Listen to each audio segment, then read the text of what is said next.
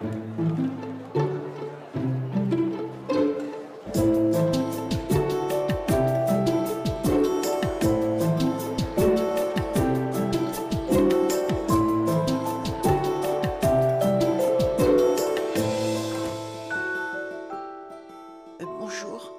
Il m'incombe la responsabilité considérable de présenter donc la première table ronde autour des manuscrits et donc de la vie de Marcel Nadjari, en présence de sa fille et de l'une des fondatrices de la Société pour l'étude des Juifs de Grèce, avec ma cousine, Henriette Bavnist.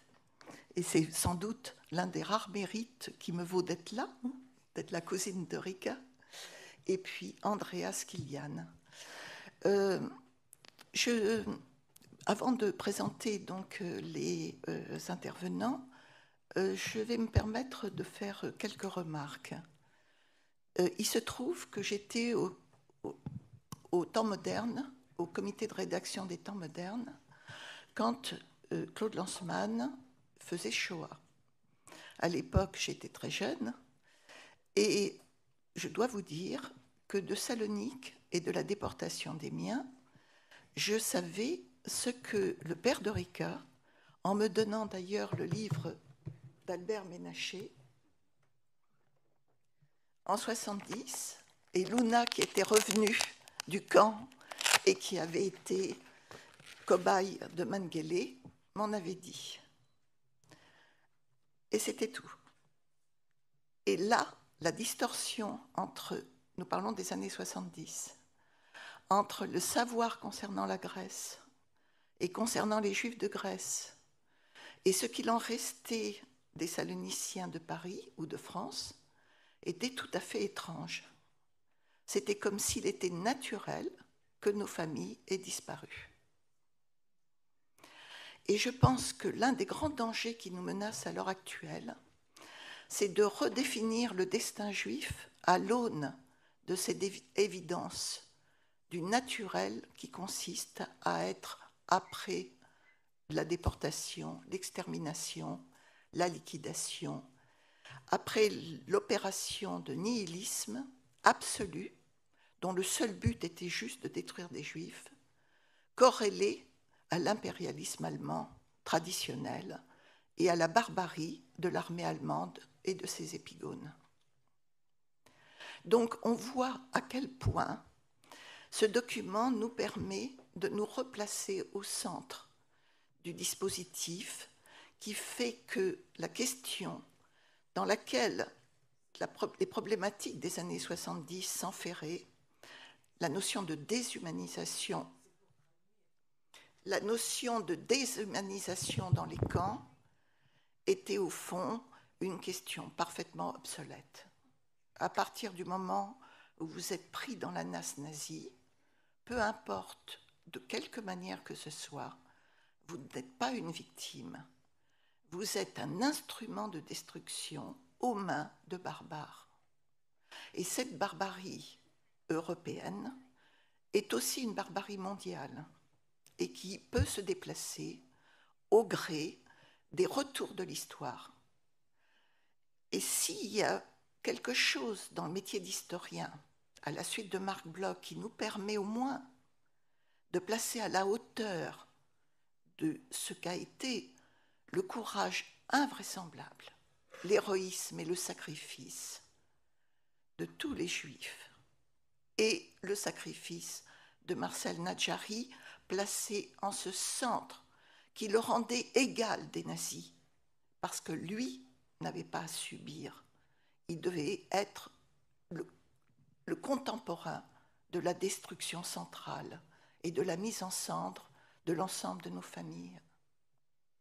Et donc, il a pu garder, parce qu'il était à ce centre, une attitude humaine. Alors, c'est quoi le contexte ? Le XXe siècle a passé son temps à tenter de résoudre les problèmes issus de la Première Guerre mondiale. Et il n'y est pas arrivé, pas tout à fait. Notre génération bien prétentieuse, celle de l'après-guerre, qui n'a rien vécu et rien connu, qui n'a eu que des drames domestiques, et des tragédies sentimentales, a eu cette chance de voir s'abattre les totalitarismes et les fascismes. Et pourtant, elle a passé par perte et profit le génocide Khmer Rouge et bien d'autres événements qui, à l'heure actuelle, nous reviennent en boomerang. C'est une génération qui s'est repentie de ses errances dans sa jeunesse et tenté de reconstruire une possibilité de regarder en face les innombrables morts qui nous entouraient. Mais je ne suis pas sûre que nous devions l'absoudre. Parce que le XXIe siècle va être contraint de tenter de résoudre les problèmes issus de la Deuxième Guerre mondiale. Et ce n'est pas une mince affaire. Et ça ne veut pas dire qu'on pourra le faire. Alors, de Marcel Nadjari, il me vient de la lecture des manuscrits Nelly, il me vient deux éléments. Lorsque Marcel Nadjari dit aux déportés qui arrivent et qui sont transformés hic et nunc en quelques heures, en quelques minutes, en cendres, il dit « je ne comprenais pas les langues et donc je ne leur parlais pas ». Et arrive un professeur d'université qui s'exprime en grec ancien. On ne sait pas ce qu'il a décidé de faire, s'il a décidé de lui parler ou pas.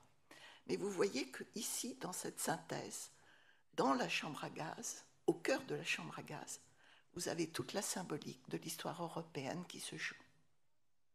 Et bien sûr, il est grec. Et bien sûr, il est juif. Et excusez-moi, je ne suis pas d'accord avec Serge Klarsfeld. Bien sûr, on peut être grec, juif, et on peut être français, et on peut être salonicien. Pourquoi ? Parce que justement, la Grèce, comme tous les pays balkaniques, avait cette expérience de la guerre maximale. Depuis 1875, pratiquement, la guerre avait toujours été présente, y compris les guerres balkaniques, qui préfigurent la Première Guerre mondiale, mais qui préfigurent aussi des opérations de déplacement, ce que les Allemands appellent la culture de l'évac. Voilà. Je pense que maintenant, je vais donner la parole aux intervenants et nous allons revenir à ce qui est notre devoir aujourd'hui, la reconnaissance que nous devons à Marcel Nadjari.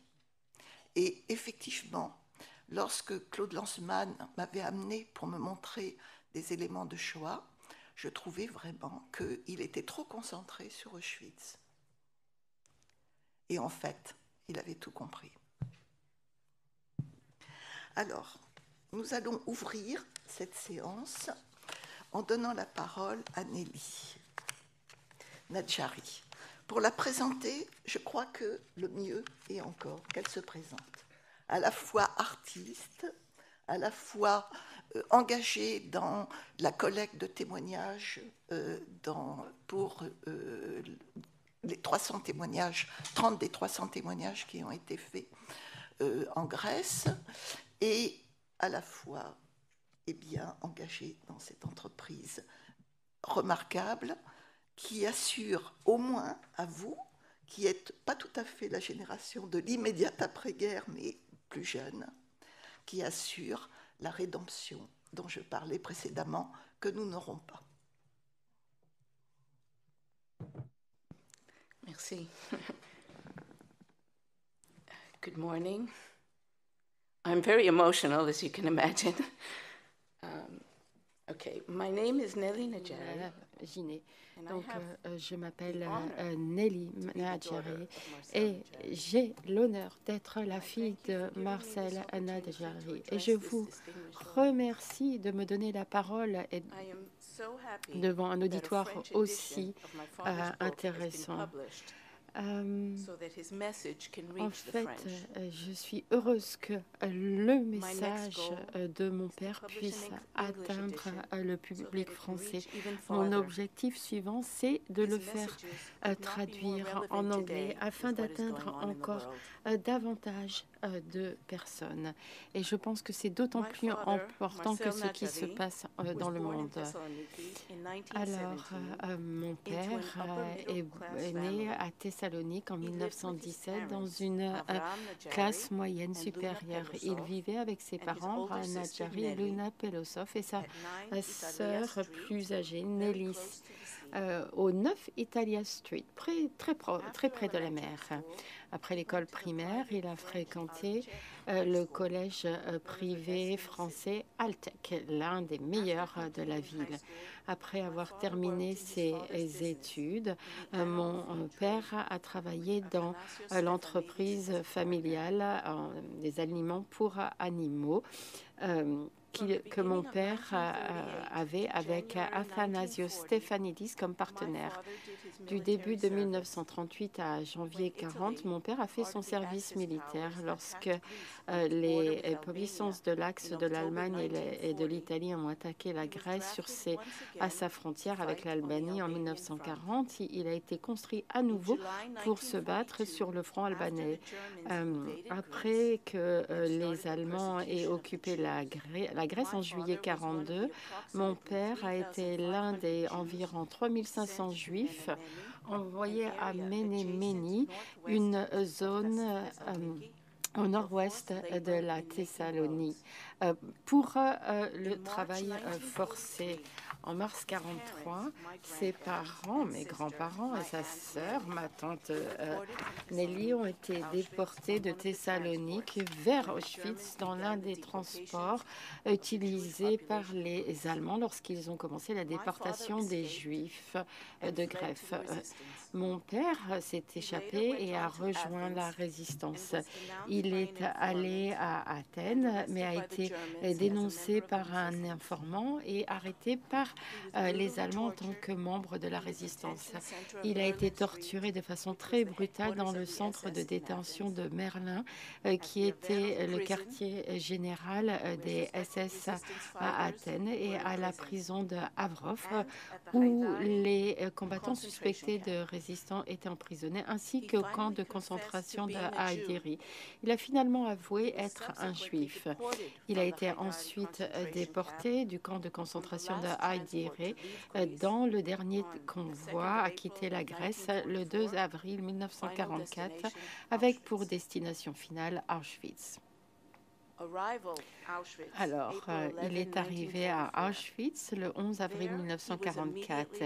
Là, il a été immédiatement affecté aux Sonderkommando. Mon père a été le témoin de l'extermination des Juifs d'Europe. Il a également été un témoin de la révolte planifiée par les membres du Sonderkommando qui a eu lieu le 7 octobre 1944 et à laquelle beaucoup de Grecs ont participé. Alors que les Alliés se rapprochaient d'Auschwitz et que les Allemands vidaient les camps, mon père a réussi à se mêler aux prisonniers qui étaient forcés de participer à la marche de la mort de Auschwitz à Mauthausen.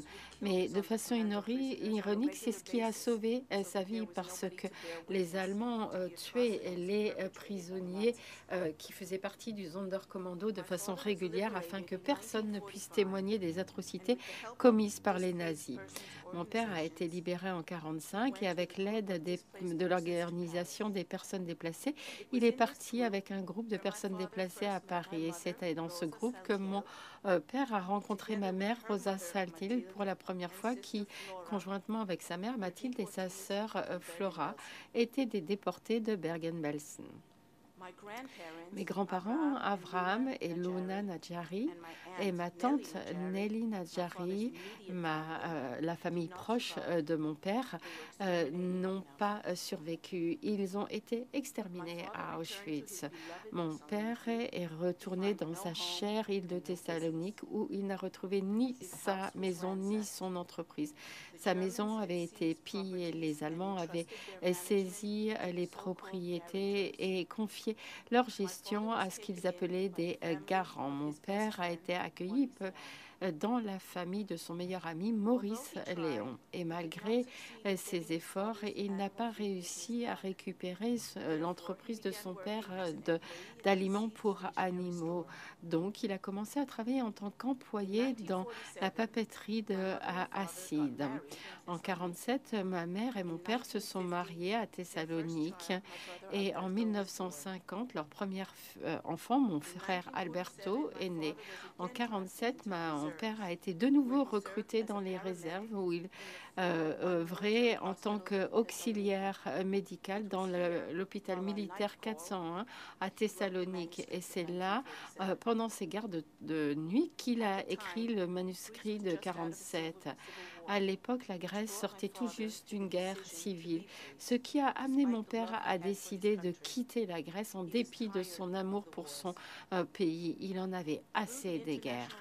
Avec l'aide de l'organisation internationale Joint, il a décidé d'emmener sa famille aux États-Unis et de s'installer à Indianapolis, où on lui avait offert du travail et d'autres avantages. Mais à son arrivée au port de New York, il a rencontré Sam Ezrati, son ancien ami de Salonique et coprisonnier à Auschwitz, qui l'a convaincu d'abandonner l'offre d'Indianapolis et de s'établir à New York. Mon père a commencé à travailler dans l'entreprise d'habillement de son ami en balayant le sol, tout en prenant des cours du soir pour devenir créateur de patron et apprendre l'anglais. En février 1957, mes parents et mon frère ont obtenu la citoyenneté américaine. Puis je suis née et on m'a donné le nom de sa sœur bien-aimée, Nelly. Le 31 juillet 1971, mon père est mort. Désolée. D'une crise cardiaque dans la salle à manger de notre demeure à New York à l'âge de 54 ans. Mon père était l'un des rares survivants du Sonderkommando et le seul grec qui a réussi à enfouir un manuscrit dans les cendres de Auschwitz-Birkenau. Ma mère et moi-même ont été très touchés lorsque, dans les années 1980, on nous a informé que le manuscrit de 1944 avait été déterré à Auschwitz-Birkenau. Mon père était déjà décédé depuis 9 ans. Nous ne savions pas qu'il avait écrit et enfoui cette histoire dans le sol du camp. Et jamais rien dit à ma mère. Le musée de Auschwitz nous a envoyé des photos de ce document à l'époque. Le manuscrit de 1944 est un acte de résistance. C'est la dernière volonté et le testament d'un homme qui pensait qu'il n'allait pas survivre. Il se sentait donc obligé de le rédiger. Il voulait faire savoir au monde les atrocités auxquelles il avait assisté. C'était son témoignage, la déclaration que lui, sa famille et bien d'autres avaient existé sur cette terre. Il l'a rédigé et enfoui au plus grand péril de sa vie. Après avoir rédigé ces pages, mon père les a mises dans une bouteille thermos, l'a placée à l'intérieur d'un sac en cuir et enfoui à proximité du crématoire, à environ 30-40 cm de profondeur. Il voulait que ce document finisse par être trouvé. Il a été en fait découvert par accident en 1980 lorsque des étudiants en sylviculture ont désherbé à proximité du crématoire. 36 ans plus tard, l'étudiant Leslav Dirts l'a remis au musée de Auschwitz. Et dans la lettre, mon père décrit de façon très crue et détaillée les crimes nazis perpétrés à Auschwitz-Birkenau. En 2008, lorsque je me suis rendue à Auschwitz et suis allée aux archives du musée, vous pouvez vous imaginer quelle émotion j'ai ressentie lorsque j'ai tenu entre mes mains le manuscrit original de 1944. Tenir ces pages que mon père avait touchées lui-même. Lorsque je pense que lorsque je pense à mon père qui a survécu au camp, je pense qu'en fait, il avait vraiment une très grande force intérieure. À la lecture de ces manuscrits, j'ai compris que face à la destruction absolue, au désespoir, à la dépravité psychologique et physique totale, ainsi que l'élimination de la concept de la structure d'une société morale, il ne se permettait pas de perdre son âme et il n'a pas perdu sa foi en Dieu. Les mémoires que j'ai de mon père est celle d'un travailleur, un homme aimant, un mari aimant pour ma mère. Et mes parents s'aimaient beaucoup.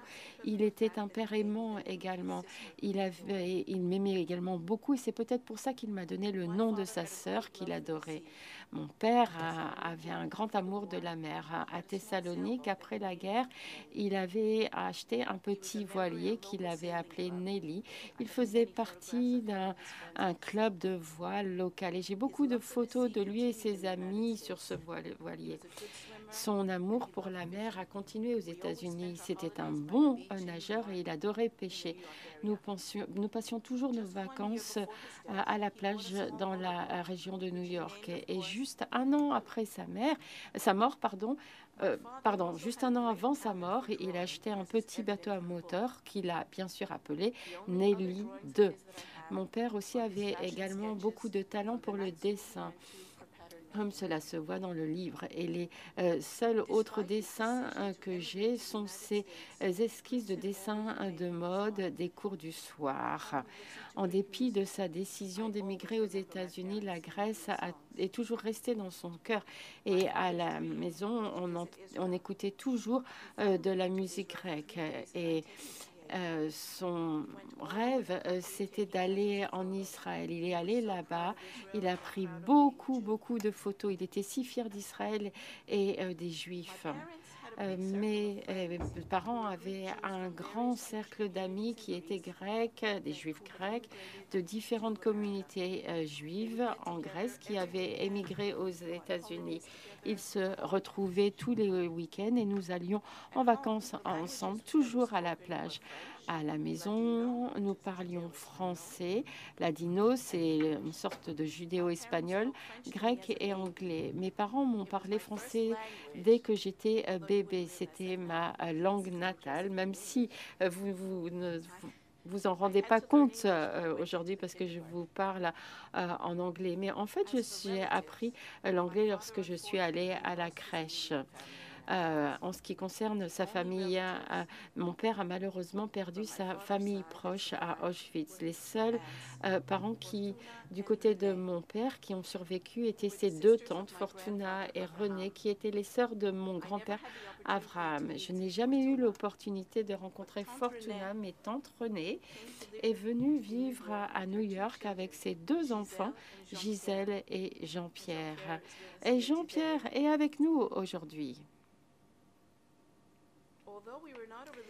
Et même si nous n'étions pas une famille religieuse, nous faisions le Shabbat presque tous les vendredis. Tante Renée était un peu comme une grand-mère pour moi.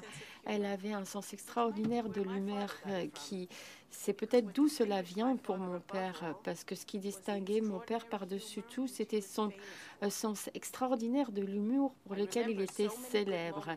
Je me souviens de si bons moments qu'on a passés avec de la famille et des amis.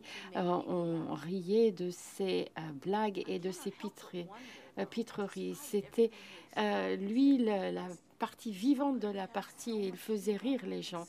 Je ne peux pas m'empêcher de me demander comment, en dépit de tout ce qu'il avait vécu et auquel il avait assisté, comment il pouvait avoir autant d'humour et de joie de vie. Et en fait, c'était son outil pour la survie. Mais en privé, il avait ses moments moroses. Et en fait, c'était une âme troublée. Il avait de gros cauchemars et il portait un masque pour dormir, peut-être pour repousser les images horribles. Et moi, petite, j'étais protégée de ces angoisses. J'étais jeune et mes parents voulaient me protéger. Il ne m'a jamais parlé de Auschwitz. Il m'a toujours dit, quand tu grandiras. Et j'avais 14 ans quand il est mort, donc je n'étais pas assez grande. Mon père a répété à plusieurs reprises dans ses manuscrits qu'il voulait se venger. Et je me demande s'il avait vraiment l'intention de se venger et de façon active.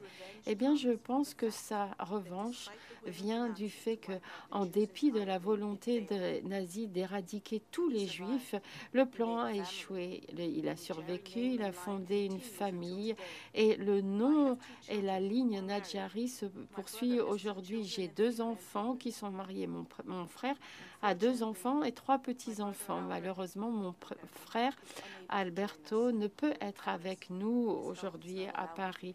Sa santé ne lui permet pas. La valeur historique de ces 2 manuscrits est inestimable, tout particulièrement maintenant que si peu de survivants de l'Holocauste sont encore en vie. La responsabilité de la transmission des connaissances de la Shoah est passée dans les mains des descendants de la seconde génération. C'est la raison pour laquelle ma mère, mon frère et moi-même avons décidé de publier cette documentation précieuse. C'est le devoir que nous a délégué notre Père. Et j'aimerais remercier tous ceux qui ont contribué à cette publication et j'espère que je n'oublie personne. Et si je le fais, je m'en excuse.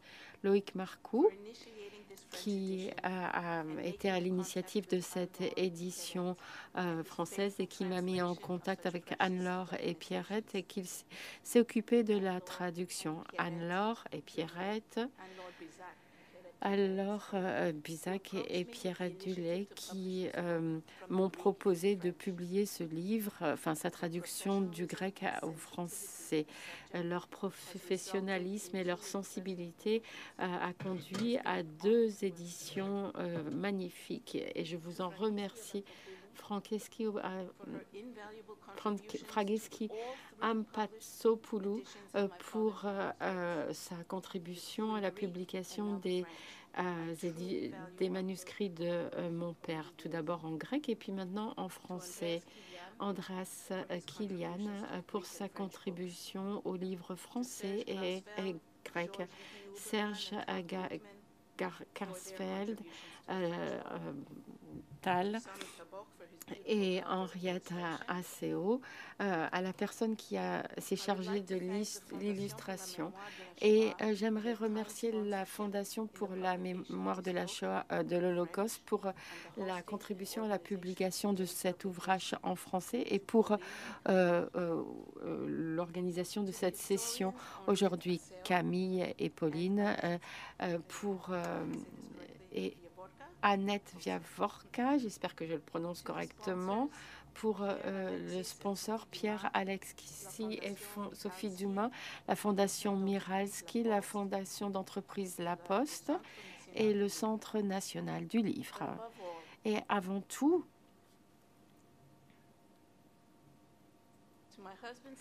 mon mari Seskineos pour sa persistance et sa patience au cours des nombreuses heures de travail et d'avoir contribué à la publication du 2e manuscrit sans lequel nous ne serions pas là aujourd'hui. Merci beaucoup.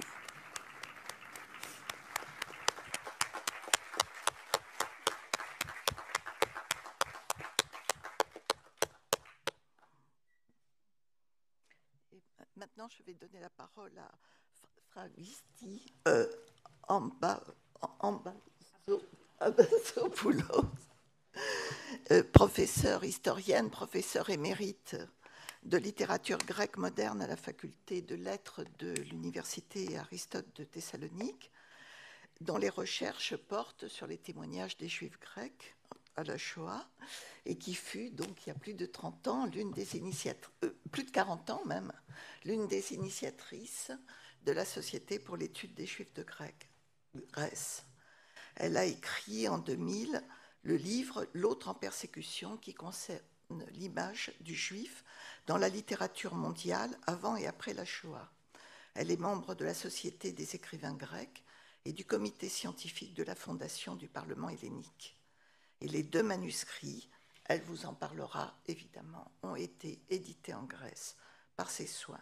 Le premier en 1991 et le deuxième en 2018. Voilà, je vous donne la parole. Mesdames et messieurs, mes chers amis, et je vais continuer avec les remerciements là où Nelly est arrêtée, et pour exprimer ma gratitude aux éditrices Anne-Laure Brisac et Pierrette Hurlet qui ont entrepris de publier ces 2 livres si importants, ces livres incroyables pour moi, et en même temps exprimer mes remerciements à Madame Yvette Léon.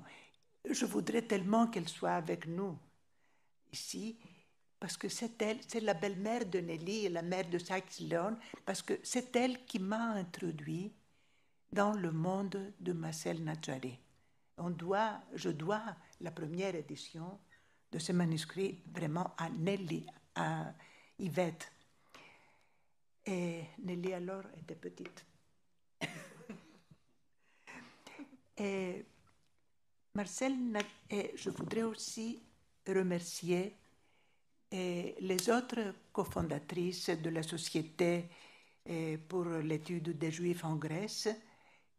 Ça s'est passé la même année presque de la première édition du livre de Nadjari.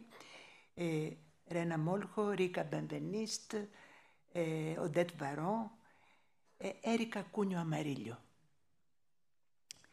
Marcel Nadjari aimait la France.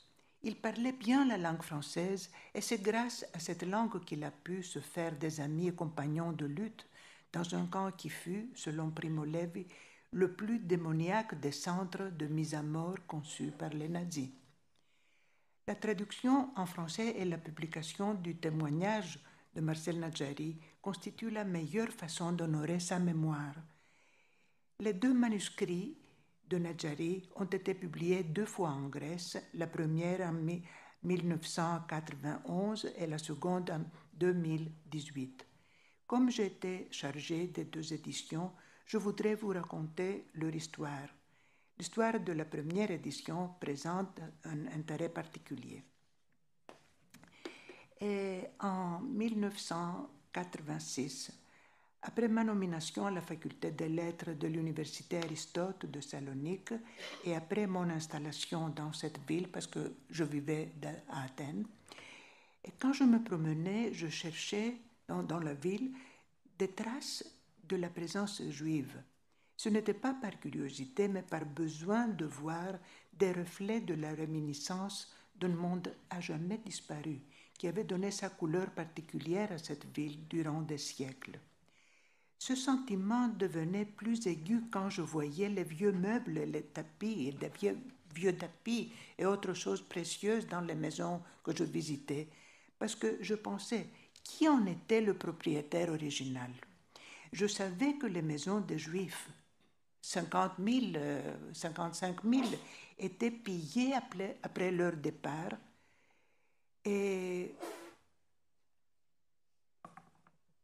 alors, le monde qui avait pillé les maisons avait gardé. Et à mon grand désespoir, on avait presque totalement effacé les traces du monde juif de Salonique.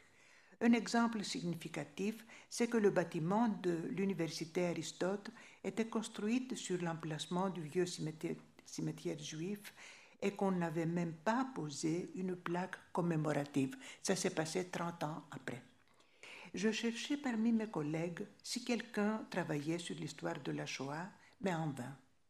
À la bibliothèque universitaire et dans les librairies de la ville, on ne trouvait presque rien, à l'exception de la librairie Molcho, où j'ai trouvé le livre In Memoriam de Mikhail Molcho et le livre très important de Miriam Novich, dont Serge Glasfeld nous a parlé. Et ces livres, initialement, étaient écrits en français, parce que les Juifs rescapés de Salonique voulaient s'adresser à leurs coreligionnaires. Ils savaient que de tels livres étaient insignifiants pour le grand public grec non juif à l'époque. Il faut souligner qu'après la guerre, la question de l'extermination des Juifs grecs était tombée dans un silence quasi total, surtout à Salonique, où avant la guerre, les Juifs représentaient 1/5 de la population. On a beaucoup parlé de ce silence et du refus de se remémorer la présence juive en Grèce et sa destruction. Un historien a même remarqué que l'histoire de la nation grecque était écrite sans mentionner l'existence des Juifs qui étaient là dès l'Antiquité. Thessalonique fut annexée à l'État grec en 1912 à la suite des guerres balkaniques. Le lendemain de l'annexation de la ville, tout était renversé pour les Juifs, d'abord sur le plan économique. Ils n'avaient plus la liberté de commercer avec le reste des villes balkaniques comme auparavant, en tant que citoyens du vaste empire ottoman. Maintenant, ils étaient des citoyens grecs. Il y avait des frontières à traverser, des papiers à produire, des documents difficiles à se procurer. Et à ce moment-là, il y a eu plusieurs vagues de migration en France, aux États-Unis et en Palestine. Les habitants de Salonique, et surtout ceux qui provenaient d'Asie mineure en 1922, considéraient les Juifs comme des concurrents qui nuisaient à leur intérêt. C'est alors, je pense, que l'antisémitisme politique a remplacé l'antijudaïsme plutôt religieux des Grecs chrétiens auparavant. Et pendant la période de l'entre-deux-guerres, l'apprentissage du grec devint obligatoire. Les Juifs de la nouvelle génération parlaient bien le grec, comme Nazari, étaient intégrés à la culture grecque. Au début de la guerre italo-grecque de 1940, 10 000 Juifs furent mobilisés et combattirent contre les troupes italiennes sur le front albanais. Récemment, l'historienne américaine Catherine Fleming a parlé d'une culture judéo-grecque qui a commencé à émerger dans les années 20 et 30 et qui était autant le reflet de l'assimilation qu'une nouvelle identité grecque distinctement juive, englobant non seulement un statut religieux, mais aussi un statut civique. C'est ainsi que Marcel Nadjari pouvait écrire en grec parfait à l'automne 1944 dans sa lettre testamentaire rédigée dans le crématoire. Le destin n'a pas voulu que je puisse voir notre Grèce libre comme vous l'avez vu le 12 octobre 1944.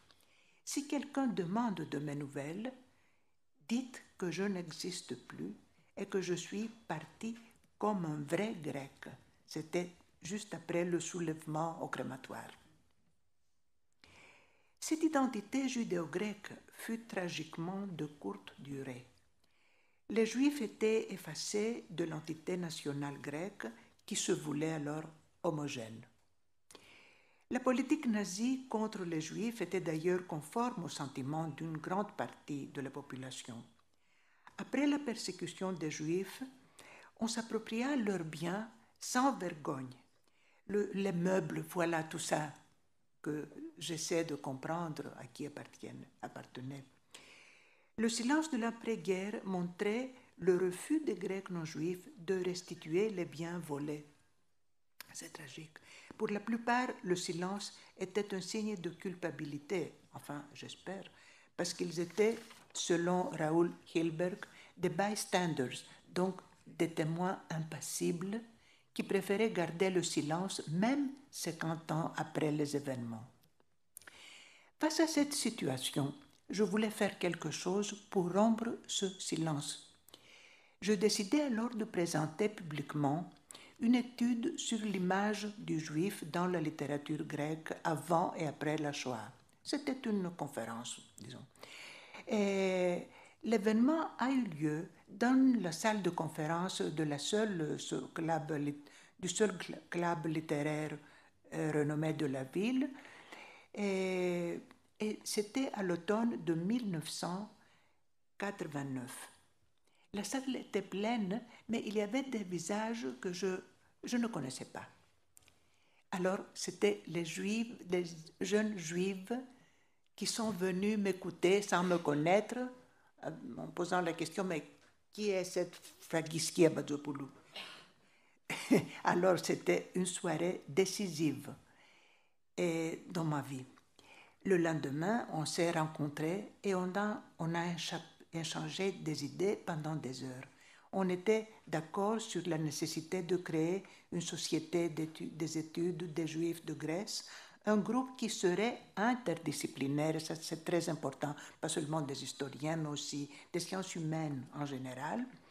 Et moi, en tant que professeur de la faculté des lettres, je voulais entreprendre la publication des témoignages. Et le premier que Erika Cugno Amarillo, l'amie de Yvette Léon et une vieille amie de Nazari, qui elle-même était rescapée d'Auschwitz, c'était le manuscrit de Nazari. Quand je lus les 2 manuscrits de Nazari pour la première fois, et j'ai tombé du ciel. Qu'est-ce que c'est que ça? Et il parlait d'une manière différente de tous les autres témoins dont les livres j'avais lus. Et j'avais lu l'année précédente, lors de sa parution en anglais, l'ouvrage de Primo Levi, Les naufragés et les rescapés. Dans le chapitre connu intitulé La zone grise, si vous vous rappelez, Levi affirmait que les membres du Sonderkommando étaient des individus qui se trouvaient en permanence dans un état d'abrutissement et de prostration totale. Il écrivait aussi « Nul d'entre eux, après la libération, n'a parlé volontiers et personne ne parle volontiers de leurs épouvantables conditions. » Et il ajoutait « Toutes les sources concordent entre elles et cependant il nous apparaît difficile, presque impossible, de nous former une représentation de la façon dont ces hommes ont vécu jour après jour, dont ils se voyaient eux-mêmes et acceptaient leurs conditions. » Et à la suite de Primo Levi à cette époque, les historiens hésitaient à aborder la question des Sonderkommando car ils considéraient ce sujet comme un terrain glissant. En lisant donc Nadjari, j'ai tout de suite pensé que nous avions affaire à un témoignage qui répondait à toutes les questions que posait le problème des Sonderkommando. Il offrait une dimension différente et tragique et humaine des déportés qui avaient été affectés dans ce commando. Et je commençais alors ma recherche.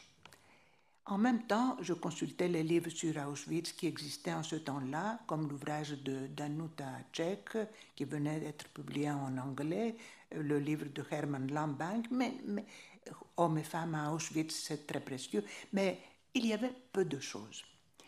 Et j'ai lu aussi le livre du témoignage du médecin hongrois Miklós Nászló, parce que c'était lui qui avait, que Levi avait lu.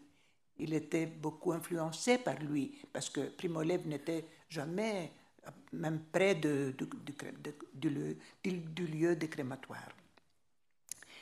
Alors, il m'a fallu aussi de passer des semaines à Paris pour me documenter suffisamment, et en lisant mon matériau, j'appréciais de plus en plus les informations fournies par Marcel Nadjari. Erika Cugno me mit alors en contact avec la famille Léon. Et parce que, comme Nelly vous a dit, il était un ami d'enfance avec Maurice Léon. Alors, j'ai rencontré Yvette Léon. Notre premier rendez-vous était dans un café et puis je l'ai visité chez eux. Elle est une personne tellement douce, n'est-ce pas? Tellement je demande le fils, mais vraiment tellement douce. Et elle m'a tout expliqué avec, dans le petit détail, moi j'insistais, je lui mettais des questions et elle m'a montré à un certain moment, elle a montré des photos elle m'a donné plusieurs photos pour publier dans le livre. Et moi, j'étudiais, je regardais ces photos, je lisais les textes de Nadjari, le premier, le deuxième, les 2 manuscrits, et j'avais commencé à sentir que je le connaissais, que c'était un ami, un proche. Et puis je voyais les détails de son visage, l'humour, le sens d'humour, quand même un petit sarcasme qu'on décrit, qu'on voit dans ces textes. Excusez-moi de mon français, il y a longtemps que je ne le parle plus. Mais il y avait un problème, qu'on ne trouvait pas d'éditeur. 1990, à Thessalonique et à Athènes, j'étais connue, je connaissais des éditeurs, je proposais à des éditeurs ce livre est si intéressant pour moi, si important pour moi, et il y avait un non. Non, même les amis communistes, les éditeurs communistes, non, parce que je crains que le public grec, à ce moment-là, je ne veux pas, etc. Alors, on s'est adressé alors à la communauté juive et l'association locale Etzachaim. Mais c'était une association à but non lucratif. L'ouvrage n'était pas vendu en librairie, mais distribué aux membres de la communauté. Alors notre société a pris soin de diffuser le livre partout, aux historiens, aux journalistes, aux amis, collègues, etc. Et puis, on a trouvé un éditeur, un libraire qui voulait vendre le livre, qu'il a trouvé un moyen, je ne sais comment, en Grèce, à Thessalonique, parfois tout est possible. Alors, moi je savais que même si le livre n'était pas vendu en grand nombre, etc., c'était un livre pour le futur. Il fallait traduire. Les francophones qui avaient écrit en français, ils avaient de la chance parce qu'ils étaient entendus. Mais Nadjari a écrit en grec. De toute façon, ça m'a donné du courage pour continuer et avec d'autres témoignages. Et cette fois-ci, j'ai trouvé aisément un éditeur. Et en même temps, notre société a organisé un colloque international. C'était la même année, tu te rappelles, et la même année de la circulation du premier livre de Nadjari. Colloque international de 3 jours à Thessalonique. Très important. Alors, ce sont des mémoires, après, la suite, c'est des années où je ne faisais que publier des témoignages des Juifs, presque 10 volumes, peut-être plus. Et je viens à la seconde édition, vous savez plus maintenant après ce que Pierrette et Anne-Laure ont dit. Et la famille, à 2016, le premier livre était épuisé. Alors la famille pensait qu'il faut le rééditer.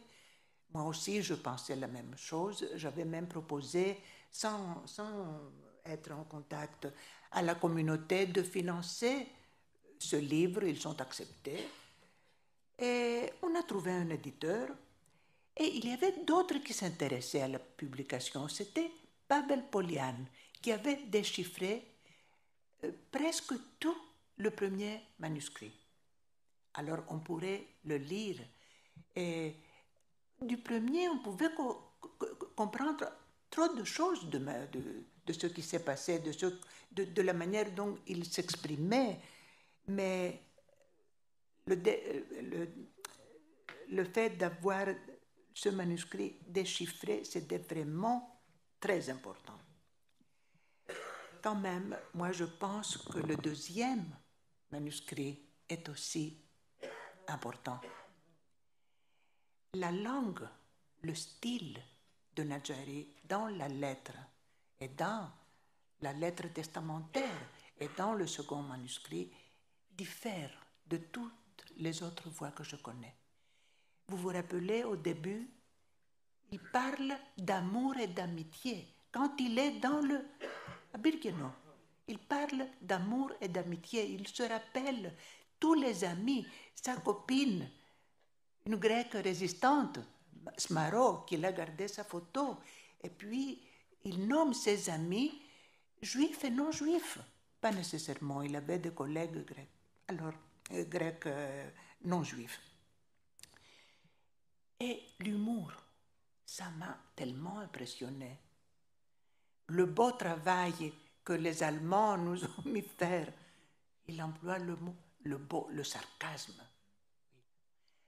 Et alors, voilà, tous, on a travaillé ensemble, comme auparavant, pour faire ces livres magnifiques. Cette histoire est une histoire, à propos des manuscrits de Nadjari, c'est une histoire d'amitié continue avec les amis de Salonique, avec des amis à Paris. Alors, pour terminer, quant à moi, au cours de ma vie, le projet Nadjari a acquis une importance décisive parce qu'il m'a aidé à réfléchir plus profondément à la question « C'est questo è un uomo ?» Mais il faut dire que dès le début, je n'étais pas seule. Il y avait des amis. Et alors je les remercie, et surtout Andreas Kilian qui a écrit ce texte formidable, Nadjari, dans les mémoires de ses amis déportés.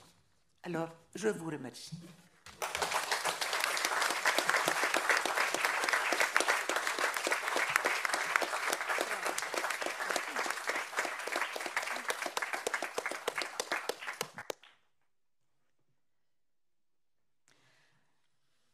Tenez-vous prêtes, faites attention les filles. Alors tenons-nous prêts. Et je vais donner la parole à Andreas Kilian, alors qui appartient à cette génération qui a su concilier la rigueur scientifique, l'enquête, qui, à mesure que les archives s'ouvrent, permet effectivement la progression des connaissances et l'engagement dans cette reconquête qui n'est pas mémorielle, qui est une reconquête vitale pour nous tous. Et la compréhension historiographique de cette reconquête. Et effectivement, en vivant, vous êtes de Francfort-sur-le-Main, enfin vous vivez à Francfort-sur-le-Main en Allemagne, vous vous êtes porté volontaire au service de la paix, le comité, le centre d'organisation pour Auschwitz, la paix à Auschwitz. Vous avez travaillé pour le Visual History Foundation de Steven Spielberg et pour la Clams Conférence sur le travail forcé. Et depuis 1992, vous effectuez des recherches sur l'histoire des Sonderkommando juifs du camp d'extermination de Birkenau. Et parmi vos publications, on peut citer Témoins de la zone de mort, publié en 2002, et puis l'article de l'Encyclopédie Judaica avec le grand historien Gideon Greff en 2006. Et on parlait du témoignage ambigu de Miklos Mitski, que je connais par les tziganes et par la liquidation du Ziegener-Lager, dont Marcel Nadjari a été témoin aussi, et puis des documentaires, y compris un documentaire au Japon sur le cœur même du centre de mise à mort d'Auschwitz. Je vous donne la parole.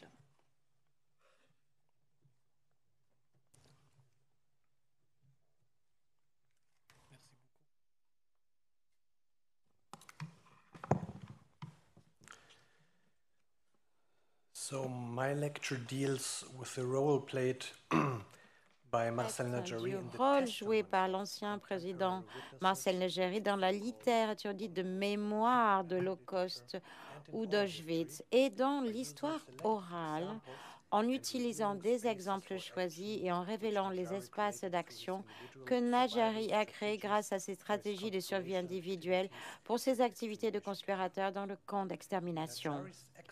Les activités extraordinaires de Nadjari sont éclairées par les témoignages d'autres survivants qui corroborent également son propre rapport. Le rôle de Nadjari est ainsi reconnu comme un destin individuel et sa personnalité mise en évidence dans le contexte des processus et des événements atroces de l'usine de la mort. Marcel Nadjari est l'un des rares cas pour lequel nous disposons de discrétion sur sa personne avant sa déportation, pendant son séjour au Sonderkommando et après son retour en Grèce.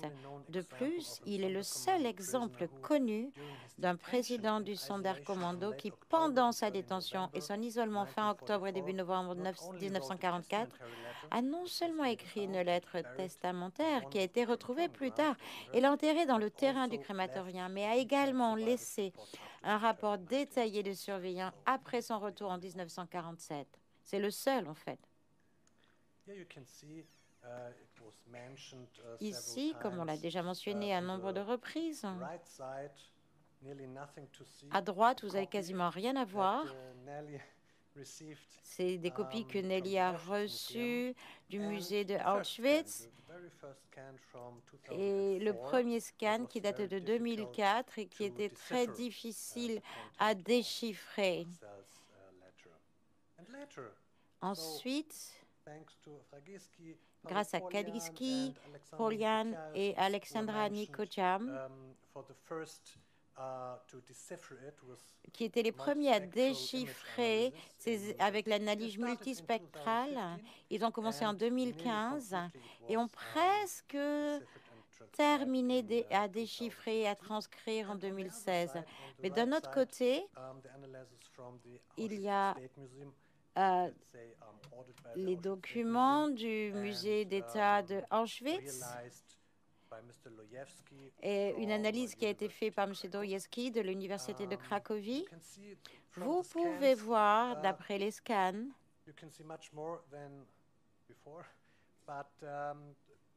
on peut voir beaucoup mieux. Les photos sont différentes.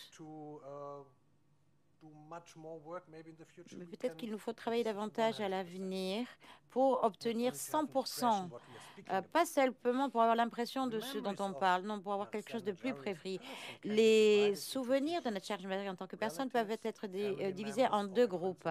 Les familles, les membres de la famille qui ont survécu à la guerre, qui se rappellent donc de souvenirs d'avant la guerre, et également des prisonniers d'autres détachements qui font partie donc de ce commando, du Sonderkommando. Le premier groupe avait des connaissances de la famille, etc., des amis proches, et le pionnier était Padiski, parce que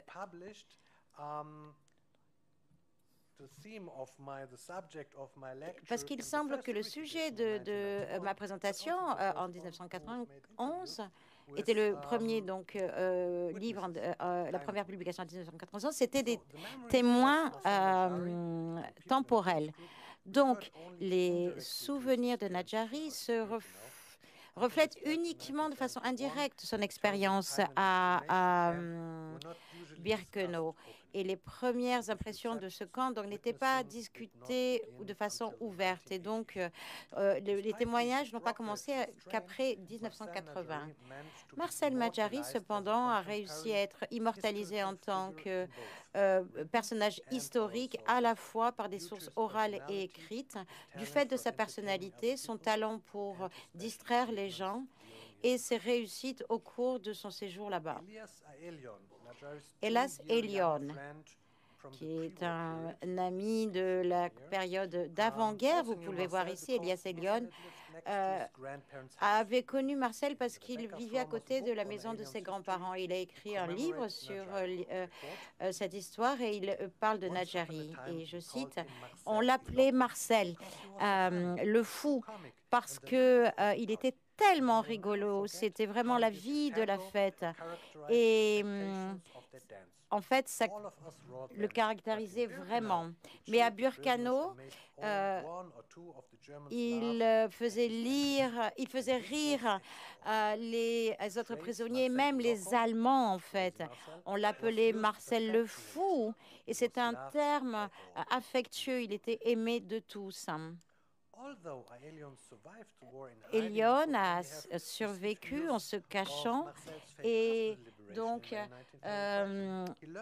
il a appris donc de ce travail forcé et aussi que Nadjari n'avait pas perdu son sens de l'humour face à la mort. Les survivants de Auschwitz, Erika Corno, qui est mentionnée par Franceschi, et qui est parti à Auschwitz en mars 1943 avec son frère et ses parents, décrit Nadjari à la suite de son retour de Auschwitz et au cours de la période pendant laquelle il écrivait ses mémoires. Et je cite, Marcel Nadjari était mon voisin lorsque nous sommes allés aux États-Unis. Nous avons été invités à son mariage. Il avait de bonnes manières. C'était quelqu'un d'incroyablement drôle. Il riait tout le temps. Il avait toujours donc une blague aux lèvres. Il avait toujours un visage, un sourire. Mais je savais qu'il avait des problèmes. Je savais qu'il avait été dans le standard commandé. Je ne lui ai jamais posé la question. Il n'en a jamais parlé. Et moi non plus. Et ça, c'est la fin de l'histoire. Alors, l'ami de Nadjari, Lina Benroubi, rapporte que Marcel pouvait être d'humeur sombre d'un moment à l'autre et qu'elle attribuait cela au fait qu'il avait vécu cet enfermement. Dans une interview 50 ans après son mariage, Rosa Joseph, la veuve de Marcel Nadjari, a exprimé toute sa dévotion en ces termes. C'était un homme très blessé, mais je l'ai toujours admiré parce qu'il avait beaucoup de courage et qu'il portait bien tous ses malheurs. Les enfants de Nadjari, Nelly et Albert, se souviennent de leur père bien-aimé dans 2 articles de son livre. Alors qu'Albert Nadjari était né en 1950, a été occasionnellement informé par son père de ses expériences à Auschwitz. Sa fille, Nelly, qui est née en 1957, a été protégée de ces terribles et pesants souvenirs, comme elle l'a déjà dit. Avant la mort trop précoce et tragique de son père, il n'a pas pu partager avec elle ses souvenirs traumatisants. Marcel Nadjari est resté dans la mémoire de sa fille comme un père aimant, un excellent mari, une âme tendre, travailleuse, courageuse, forte et drôle au grand cœur. Le deuxième groupe, les souvenirs des survivants du Sonderkommando. Le groupe des survivants juifs du Sonderkommando doit être divisé entre les camarades grecs du Sonderkommando qui ont été déportés à Auschwitz-Birkenau avec Marcel et qui ont survécu en fait, et les survivants du Sonderkommando d'autres nationalités. Au total, le Sonderkommando comptait 900 hommes à l'été 1944, dont environ 150 Grecs. Les prisonniers ne connaissaient que quelques-uns de leurs camarades par leur nom. Les sources de référence à Marcel Nadjari dans les rapports de témoins contemporains sont donc très pauvres. Il est toutefois possible d'attribuer à Nadjari des descriptions de protagonistes jusqu'alors anonymes. Il existait même des cliques fixes au sein du groupe grec du Sonderkommando, qui étaient également séparés en fonction du lieu. Nadjari affirme qu'environ 35 Grecs étaient répartis entre les 2 crématoires 1 et 2, lui-même étant employé au crématoire 2. Parmi cette petite minorité, il y avait aussi des cercles individuels permanents d'amis ou de parents. Des survivants tels que Shaul Chazan et Léon Cohen, qui selon le rapport de Nadjari avaient une relation étroite avec lui ou se connaissaient bien, parlent cependant assez peu de leurs anciens camarades et restent discrets. Dans une interview pour la Fondation Shoah, Shaul Chazan a qualifié son camarade Nadjari de bon ami. Le survivant Daniel Ben-Hamias a confirmé à l'écrivain et historien américain Rebecca Frommer que sa clique était composée de lui, Shazan, Marshall Nadjari et Léon Cohen. Le Lituanien Eliezer Edgen-Smith, engagé dans le Sonderkommando 18 mois avant Nadjari, se souvient 45 ans plus tard d'un prisonnier grec particulier du Sonderkommando qui a laissé une impression durable, même parmi ses camarades polonais et lituaniens, au milieu du site de la tuerie. Je cite, « Il y avait un homme qui essayait d'être amusant et drôle, même dans cet endroit. Il parlait toujours de manière sarcastique ou macabre. Par exemple, il disait que les chambres à gaz du crématorium étaient comme un film. Les images défilaient jusqu'à ce que le mot « The End » apparaisse sur l'écran blanc. C'est ainsi ce que nous avons vécu. Nous avons couru vers les chambres à gaz, nous avons sorti les corps, arraché les dents en or, coupé les cheveux, nous les avons amenés à la crémation, nous avons enlevé les cendres. Et puis, le mot « fin » est apparu. Fin de citation. Eisenschmidt ne connaissait pas le nom de ce prisonnier, mais sa description rappelle celle de Marcel Nadjari dans le témoignage d'Aelion. L'anecdote d'Eisenschmidt peut sembler troublante à première vue, car le cynisme et l'humour sont tabous dans la plupart des récits des survivants. À une exception près, les amis grecs du Sonderkommando de Nadjari n'abordent pas le sujet dans les entretiens audio-vidéo qu'ils ont publiés, peut-être pour se protéger contre les malentendus et les irritations, ou pour des raisons de discrétion et de respect. Cependant, Nadjari écrit dans son propre rapport de 1947 à propos de ses idées de divertissement. De ce rapport de 1947. Il nous tuerait avant la libération. Ce n'était pas une raison pour ne pas être de bonne humeur. Plus encore, j'ai donné un spectacle et tout le public était enthousiaste. En janvier 1945, tout spécialement, j'ai donné un spectacle dans la salle de déshabillage du crématorium 1 où se trouvaient Ninette et Paulina. Apparemment, tout le monde était content. On a déjà entendu parler de cet exemple. Selon le neurologue et psychiatre autrichien Viktor Frankl, la tentative de voir la situation sous un angle amusant peut être interprétée comme une stratégie de survie. En outre, une individualisation est réalisée dans la masse apparemment anonyme des prisonniers, ce qui donne à l'amuseur le sentiment d'être vivant et d'être humain. Dans une interview accordée à la Fondation de la Shoah, l'un des plus anciens survivants du Sonderkommando, le Polonais Henryk Tauber, s'est souvenu très clairement, 55 plus tard, d'un prisonnier grec du Sonderkommando qui avait imité un SS Oberscharführer du département politique et avait ainsi diverti ses co-détenus. Citation. Il y avait un transport de Grecs. Leur travail, c'était d'écraser les centres. Ils travaillaient, ils chantaient, et puis ils connaissaient bien leur travail. Et en fait, ils se moquaient de ce Führer-là, Quakernack, il l'appelait comme ça, l'ange de la mort. Et il venait toujours quand il y avait un travaux. Vous saviez qu'il était là pour apporter les bonnes nouvelles. Et en fait, je pense qu'il se disait qu'il n'avait plus rien à perdre et donc il voulait se faire des plaisanteries par rapport aux meurtriers. Mais il n'y a pas d'indication concrète que la scène décrite était celle avec Marcel Nadjari à côté du crématoire 4. Mais l'épisode rappelé par Tauber rappelle une description faite par l'ami de Nadjari dans le Sonderkommando.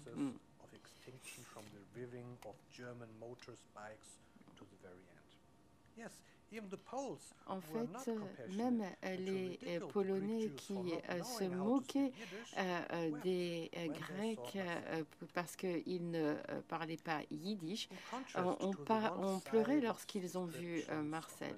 Et par opposition à cette description unilatérale de Nadjari par ses contemporains, ses propres mémoires chronicaux et sa lettre testamentaire sont preuve du côté sérieux et émotionnel de sa personnalité. Si l'humour était un échappatoire et une stratégie de survie individuelle au milieu de l'horreur, Marcel Nadjari a refusé d'écrire de façon sarcastique. Et il a de façon ironique ou humorique concernant les meurtres de masse. Il a résisté à la violence et les meurtres de masse de différentes façons possibles et son comportement extraordinaire lui a permis de préserver son individualité ainsi que sa dignité ainsi que beaucoup de coprisonniers. Par exemple, son ami et Hermann Strassvogel était également actif dans la résistance et comme Nadjari, il a laissé une lettre d'adieu émouvante au crématoire. Malheureusement, il a été tué par les Allemands et n'a pas pu retrouver sa famille.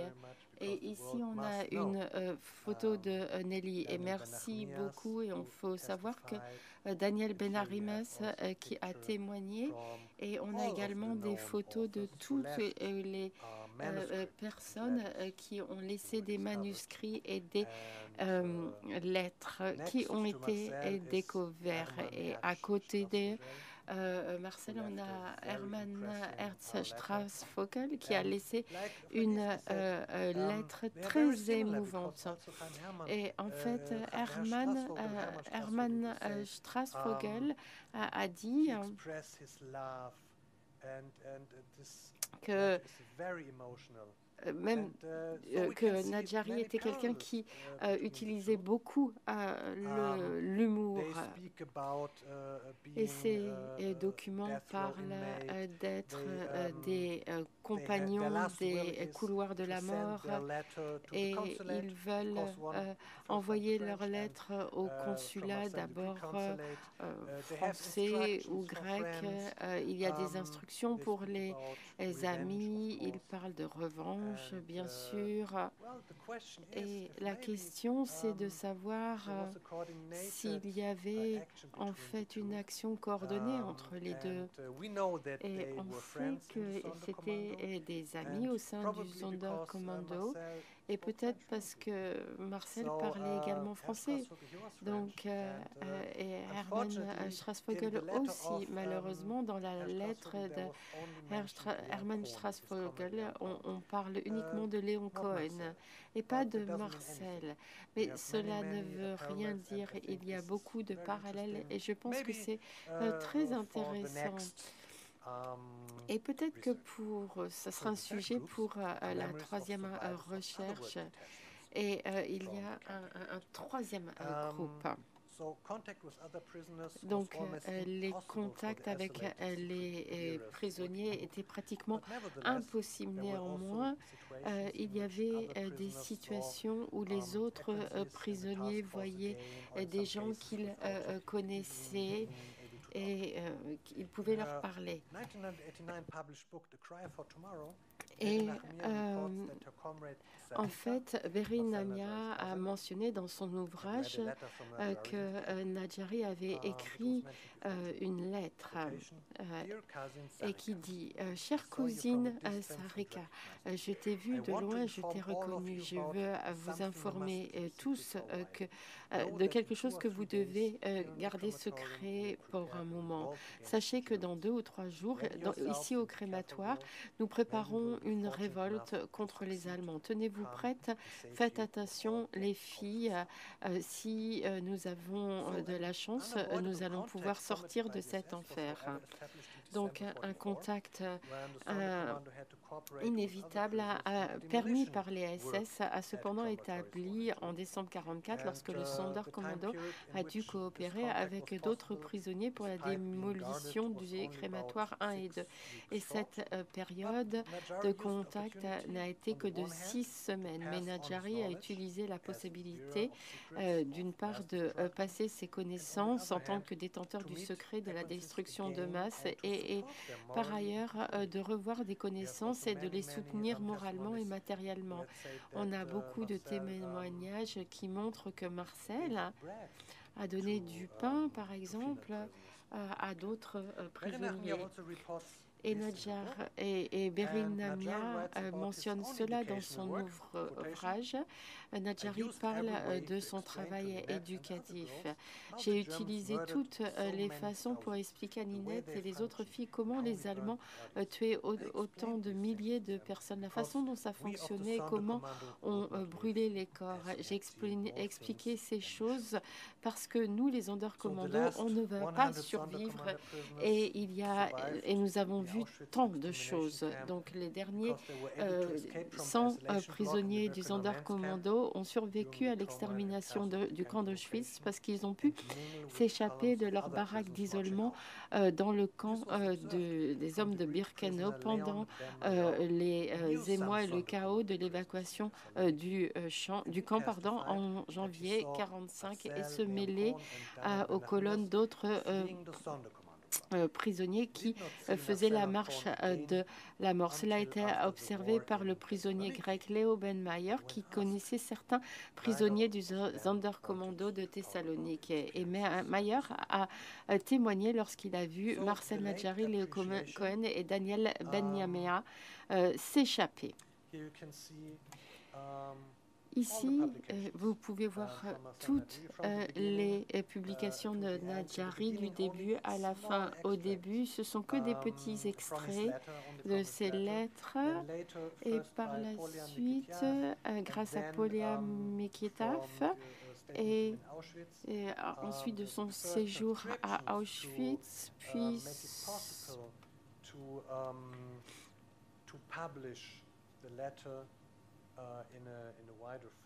et on a pu, grâce aux nouvelles technologies, publier pratiquement l'ensemble des lettres. Et ensuite, le deuxième manuscrit a été publié par Narmia.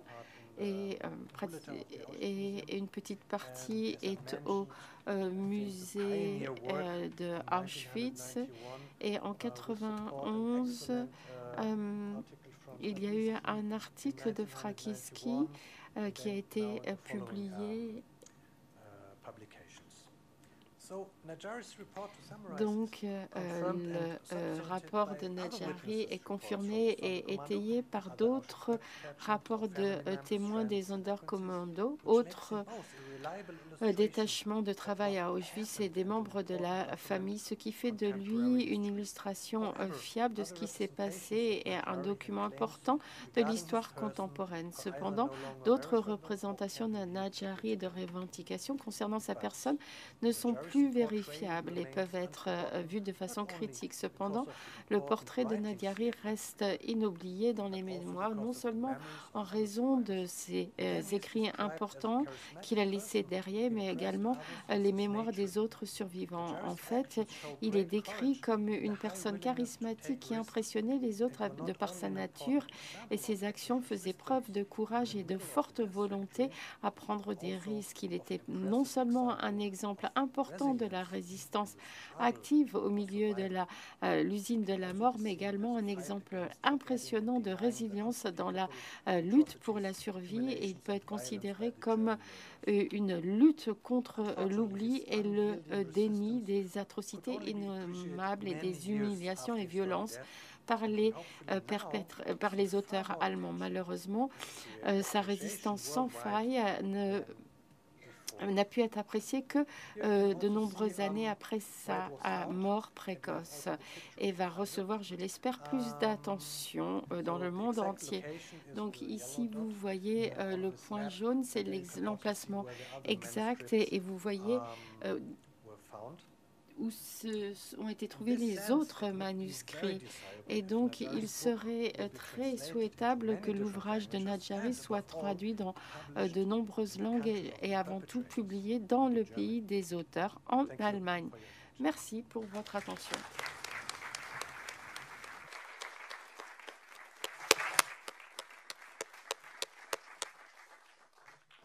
Nous allons pouvoir, merci à tous. nous allons pouvoir ouvrir la discussion et je me permets aussi de vous citer un texte pour remettre en perspective le fait que l'extermination des Juifs a dépendu aussi de l'effondrement de 2 défaites militaires fondamentales, l'effondrement de l'armée française en 1940 en un mois et l'effondrement de l'armée russe en quelques semaines. Et voici, en 1940, alors je vous cite ce texte en rapport avec l'allusion que vous avez faite aussi, qu'avait fait Serge Karsfeld aussi, de la pièce de théâtre jouée dans la salle de déshabillage. Alors voilà à quoi sert le théâtre en 1940 pour les Français. C'est l'ère crépusculaire de la stratégie, selon l'expression du général Tony Alborn lorsqu'il est interrogé par la commission parlementaire en 1945 sur le désastre français.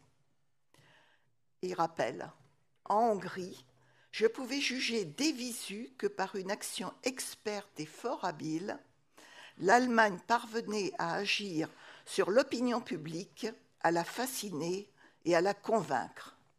Sur ce même terrain, nos moyens étaient fort maigres. Nous n'avions rien à présenter de nouveau, surtout pas de victoire militaire, et nous devions nous en tenir au traditionnel effet à Bucarest, Belgrade et Budapest de notre littérature et de notre théâtre. La comédie française, malgré tout son talent, ne faisait pas le poids devant les avions allemands. Et les États balkaniques eussent préféré voir débarquer un matériel nombreux et moderne que l'Angleterre et la France surtout étaient bien incapables de leur envoyer. Nous baissions la tête, sachant bien quelles étaient nos propres faiblesses et pourquoi nos espoirs n'étaient plus que des illusions. Et je vous propose d'ouvrir la discussion à toute la salle. Voilà. Pour interroger donc Nelly, Andreas et... Je suis du musée de l'Holocauste de Washington. Bonjour. Bonjour. Je voulais savoir pourquoi personne n'a parlé de Shlomo Venezia, qui était de la communauté italienne de Thessalonique, mais il était quand même un membre des Sonderkommando qui avait survécu. Et je suis un peu perplexe, c'est tout. Je pense que Andreas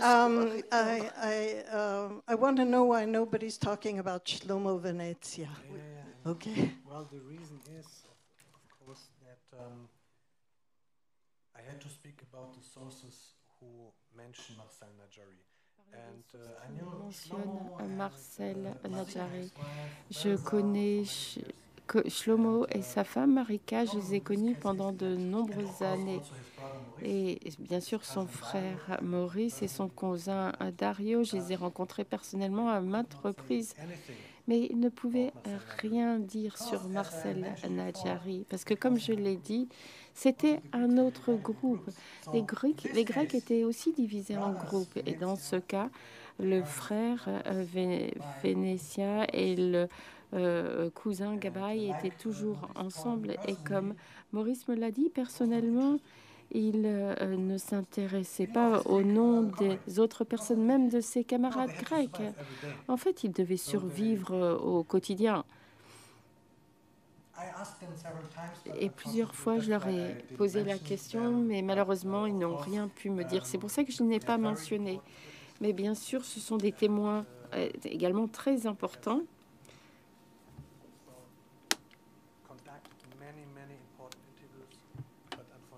J'ai réalisé beaucoup d'interviews avec eux. Malheureusement, nous n'avons jamais parlé de Marcel. Pouvoir vous répondre plus précisément. Je parlerai très très rapidement cet après-midi de Shlomo Venezia.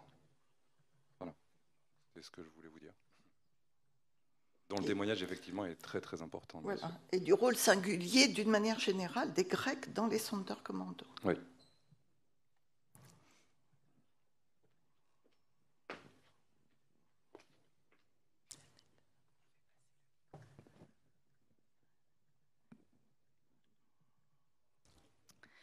D'abord, merci à tous pour chacune des allocutions, très émouvantes et aussi très instructives. D'une part, en ce qui concerne Shlomo Venezia, il me semble que Shlomo Venezia n'a livré son témoignage qu'assez longtemps après sa sortie du camp d'Auschwitz, après quelques dizaines d'années après avoir survécu, tandis que Marcel Nadjari a écrit On the Spot. La lettre de 47 est très proche. Bon, ça c'est une chose. Seconde chose, ayant lu et étudié différents textes de Sonderkommando, notamment celui de Zalman Gradowski en yiddish et en français, j'ai pu comparer, disons, les deux récits. Bon, Gradowski n'a pas survécu, Nadjari a survécu. Mais d'abord, les textes ont une longueur très différente. Mais ce qui me frappe, c'est, quelle que soit la longueur du texte, il y a une dimension d'humanité dans ces deux textes qui montre à quel point les Sonderkommando, non seulement ceux qui ont écrit ces textes, mais ceux dont il est question dans ces textes, ont tenté de garder jusqu'au bout un minimum d'humanité lorsqu'il fallait brûler ses corps. Ils ont tenté de le faire avec pudeur, avec respect. Certains sont restés religieux ou se sont agrippés à quelques bribes de religieux, des pratiques religieuses en priant, en mettant les téphilines près des fours. Et les autres ont résisté d'une manière donc morale, à chacun sa voie de résistance. Mais les Sonderkommando, qu'on qualifie de zone grise, avaient une manière de rester humains. Et ils avaient raison de craindre pour leur vie, et c'est pour cela qu'ils se mêlaient, notamment leur démarche de la mort, avec ceux les prisonniers qui n'étaient pas Sonderkommando. Mais après la guerre, s'ils n'ont pas voulu parler, c'est aussi parce qu'ils craignaient pour leur vie, parce que tout n'était pas clair forcément dans la tête de de tous les rescapés, ni encore dans la nôtre jusqu'à l'heure actuelle. Je ne pense pas qu'on puisse parler de maintenir l'humanité. Ce qu'il y a d'extraordinaire dans ce témoignage, c'est qu'il ne maintient pas l'humanité. Il est humain. Il est lui. Il est lui face aux nazis. C'est le combattant de Masada. Il s'adosse à une grande lignée qui remonte à la nuit des temps face à la barbarie. Et journellement, pendant des mois et des mois, ils vont reconduire cette attitude. Ça n'empêchera pas un capot d'essayer par en dessous de faire quelque chose de détestable, comme on le sait. Mais enfin, je crois que l'admiration que l'on doit avoir pour la résistance à l'intérieur du Sonderkommando doit être à la hauteur de cette dimension, véritablement qui nous dépasse et dont nous ne pourrons jamais rendre compte avec des mots triviaux qui sont ceux d'une assemblée, même si, quelque part, dehors, plane un nouveau danger pour nous.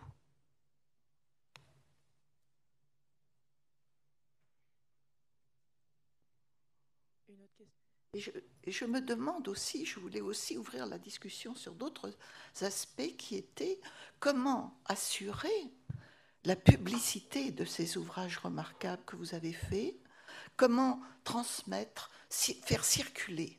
Parce qu'en participant au mémorial de la déportation des Judéo-Espagnols de France, avec Alain Toledo, Annie Cohen, Cory Gustat et Muriel Fliqueteau et Sabi Soulam, on a été fascinés par une histoire qu'on ne connaissait mal, qui était l'intense circulation politique et intellectuelle et culturelle qui fonctionnait dans tous les sens entre le monde judéo-balkanique, si on peut dire.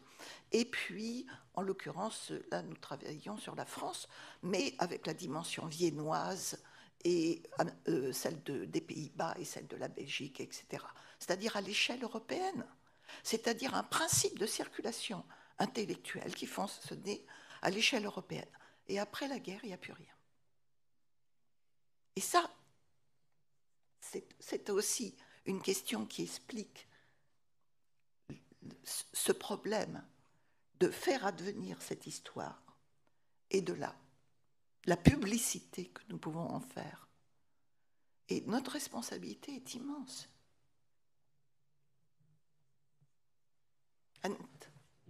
Annette Viviorca. Juste un petit mot. Je pense qu'il ne faut pas tirer ce type de témoignage du côté de la consolation, c'est-à-dire de faire de ces témoignages ce qu'ils ne sont pas. Alors, le premier témoignage de Nadjari, Serge Klarsfeld l'a dit excellemment ce matin, c'est aussi un témoignage qui veut documenter. Et ce qui est étonnant, c'est effectivement qu'il documente si bien la chronologie de ce qu'il a vu, le nombre de victimes. La difficulté de ces témoignages, c'est que effectivement, on préfère Anne Frank. Anne Frank, qui est une histoire de survie, avec la modification du film de Stevens, qui est, je crois, toujours en l'humanité. On préfère même, j'ai envie de dire, Primo Levi, qui pour moi, comme pour Fragiski, est un des grands écrivains, mais qui est quand même un écrivain du lager et pas un écrivain du cœur de Birkenau, puisqu'il n'est pas à Birkenau, il est dans son usine à Monowitz. Et dès qu'on a un témoignage qui est vraiment au cœur, moi je pense au témoignage que nous avons publié chez Liana Lévy, Suis-je un meurtrier, de Khalel Pereronik, eh bien, on répugne à ces témoignages, parce que on a beau insister sur l'humour, l'humanité, on est quand même au cœur de ce qu'on va appeler la barbarie pour aller vite. Donc je crois que c'est une des difficultés de ces témoignages pour qu'ils touchent un public, parce que, oui, de façon un peu caricaturale, on préfère Anne Frank, que j'aime beaucoup aussi, hein, la question ne se pose pas, mais quelque chose qui est consolateur, alors que quand on regarde vraiment cette histoire du lieu où Marcel Nadjari l'écrit, eh bien, c'est pas tellement consolateur. On ne peut pas s'identifier, parce que Henriette le disait, Fragiski le disait aussi, et puis les éditrices aussi, c'est quelque chose qui reste de l'ordre de la sidération, qu'on ait pu vivre ça exactement comme on a été sidéré le 7 octobre. Il y a des choses qui sont de l'ordre de la sidération, et il faut, je crois, accepter que ce soit comme ça. Alors, Annette, oui.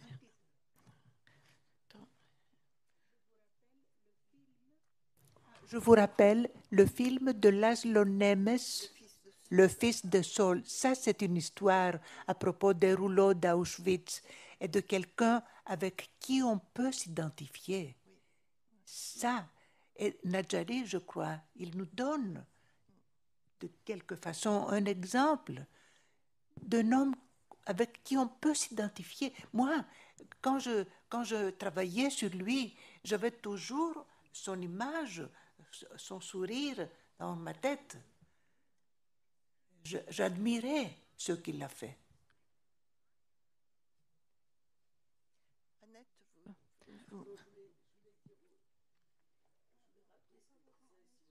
Attends. La question qu'on se pose tous, qui est la question du silence, de la transmission, de la non-transmission dans les familles. Ce que disait Simone Veil, et ce que d'autres disent, c'est que cette expérience est une expérience qui a tellement rien à voir avec la vie qu'elle apparaît comme étrangère à la personne. Donc je pense que c'est aussi une des raisons, plus effectivement protéger sa famille, protéger ses enfants. Mais il y a aussi cette expérience qu'elle ne retrouve, et elle le raconte, Charlotte Delbo, enfin beaucoup d'autres le racontent, que à la marge, une odeur de barbecue qui brusquement fait revenir des images. Mais sinon, c'est une expérience qui n'a pas de pont avec la vie. Et pourtant, elle a eu lieu. C'est ça, c'est ça que nous devons garder en mémoire. Elle a eu lieu. C'est en histoire ce qui a eu lieu. Et voilà, ça a eu lieu. Si on ne, c'est pas la mémoire qui fonctionne, c'est la prise en charge de regarder en face l'histoire avec un grand H. C'est ça qui permet la lucidité. Sinon, on tombe dans la trivialité ou le révisionnisme relativiste actuel. Pardon. Bonjour, oui. Je voudrais ajouter seulement que le soulèvement est très important, le fait qu'il y a eu le soulèvement. Je me rappelle que dans les témoignages oraux des Juifs de Salonique, combien de femmes et d'hommes se rappelaient après la guerre, plusieurs années après, le soulèvement, et ça embellissait leur mémoire, parce qu'il y a eu ça. Et ils racontent l'histoire du soulèvement, ils disent qu'ils ont eux-mêmes chanté l'anthème grec, Greek anthem, l'hymne national grec. Enfin, ça leur a donné une force de survivre dans l'état difficile pour les Juifs de Salonique après la guerre. Insupportable avec la guerre civile. Et puis, il faut ajouter, avec la politique de Papandréou, etc., qui était contre, pas pour les Juifs du pays.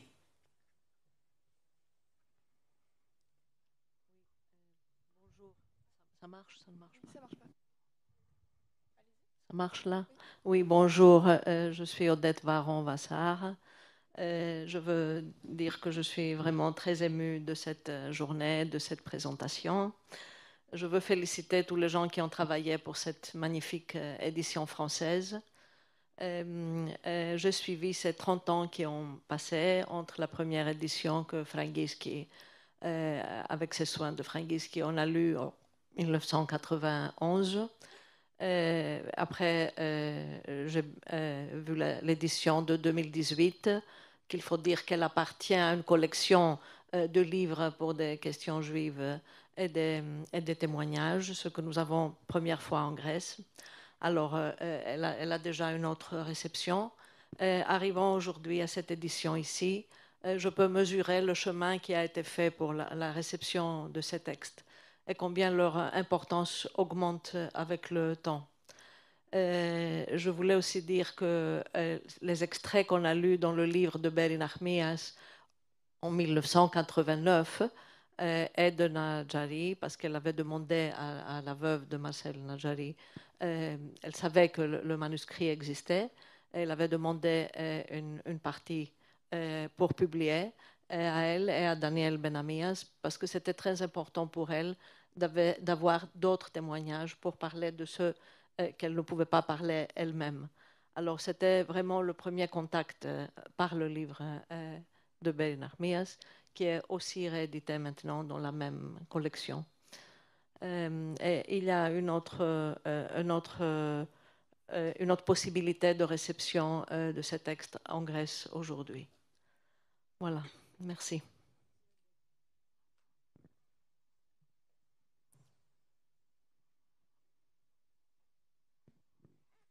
Oui, bonjour, je m'appelle Danielle Rousseau-Gopner.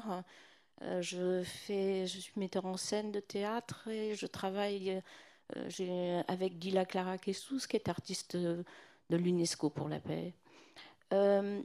je vous remercie pour toutes vos interventions. J'ai en tête depuis le début de cette matinée, peut-être même avant, ce témoignage de coiffeur que Claude Lanzmann avait retrouvé, que l'on voit dans son film Shoah. Ma question va peut-être plutôt à Nelly. Je m'interroge sur la découverte de ce manuscrit de votre père en 1980. Avez-vous ou pas une explication pourquoi lui, qui tenait tellement à témoigner de ce qu'il vivait et de ce qu'il a été obligé de faire, quelle explication avez-vous pour que, après-guerre et jusqu'à sa mort, il n'ait pas souhaité ou exprimé, dire que ce manuscrit existait quelque part enterré? Pourquoi? C'est ma question. Pourquoi ce témoignage n'est pas réapparu du temps de son vivant? Merci beaucoup. Nelly.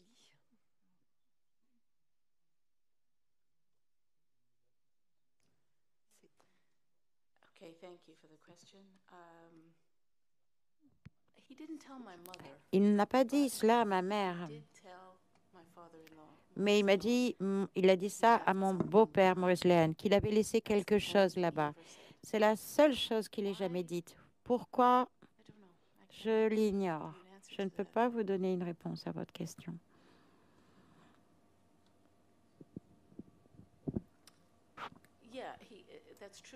Oui, c'est vrai, il a écrit et en écrivant le deuxième manuscrit, il a raconté l'histoire. Parce que le premier, lorsque il l'a écrit, il pensait qu'il n'allait pas survivre. Ensuite, il a écrit le deuxième manuscrit en beaucoup plus de détails. Et donc, peut-être pour lui n'était-il pas nécessaire de dire à qui que ce soit d'autre, puisque c'était là. Il vous a dit à vous qu'il avait laissé le manuscrit là-bas? From asking any question to your father. Eh bien, il fallait poser des questions à votre père. One night at dinner, mais je me rappelle un soir, à dîner, c'était certainement dans le Shabbat, il a mentionné qu'il avait un morceau de papier, un petit morceau de papier, qu'il écrivait des choses dessus. Il ne m'a pas dit davantage. Je n'ai pas posé plus de questions, mais il l'a mentionné. C'est la seule fois. Et depuis, en fait, c'est une punition pour moi de ne pas lui avoir posé davantage de questions. Peut-être aurait-il parlé, peut-être il aurait aimé parler, je ne sais pas. Malheureusement, nous n'avons pas développé de détails. Et en fait, il ne fallait pas lui poser de questions. Quelle était la partie la plus drôle, si j'ose dire, c'est que parfois il en plaisantait. Il plaisantait sur ses expériences dans les camps. Peut-être que le plaisanter est un mot assez fort, mais il en parlait avec beaucoup d'humour. Alors ça, il avait beaucoup d'humour, c'est vrai. Je ne savais pas. C'était une lettre privée, une lettre adressée à des amis d'avant la guerre, à son ami, sa copine, ses amis grecs ou juifs ou chrétiens, etc. On ne sait pas s'il voulait vraiment faire quelque chose avec une lettre privée dès qu'il a survécu et qu'il a écrit un second manuscrit. Je peux suggérer peut-être aussi une explication. Cette lettre qui restaure donc cette humanité combattante de résistants à la dernière minute avant de mourir, elle est écrite parce qu'il a appris la libération d'Athènes. C'est ça qui est déterminant dans cette lettre. Ce n'est pas un témoignage par rapport au Sonderkommando, c'est un témoignage de nous, les Grecs, nous sommes libérés et je demande à mes amis de transmettre ce qui s'est passé. Ils passent le témoin et le relais. Mais dans le deuxième témoignage, c'est la guerre civile. Et vous imaginez, déjà, tous les pays européens ont connu après-guerre une chape de plomb liée précisément à l'impossibilité de prendre en charge la libération du fait des enjeux politiques. Et ici, les Grecs se trouvent, ce qui étaient les capitanos, les résistants qui combattaient ensemble dans le maquis, dans les montagnes, se retrouvent maintenant, lui, il se retrouve enrôlé dans l'armée régulière et obligé de combattre contre ses frères. Et là, il y a une démission. Enfin, c'est insupportable moralement. Et ça explique une grande partie, je crois, de son attitude, parce que le témoignage de 1946 est à ce moment-là un témoignage que j'appellerais objectivé, c'est-à-dire sur, voilà, vous combattez entre vous, mais voilà ce qui s'est passé, et voilà d'où je viens.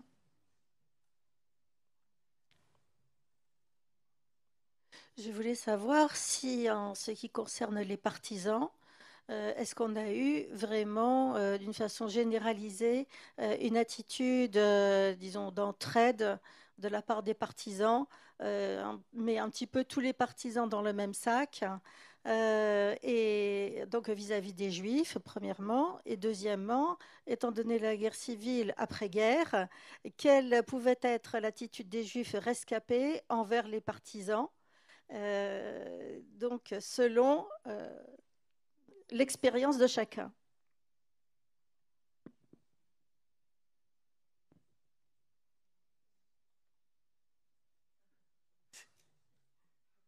Essaye.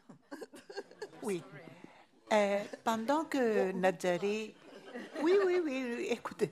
Pendant que Nadjari était à la montagne avec les partisans de la gauche, et il n'était pas d'accord avec eux.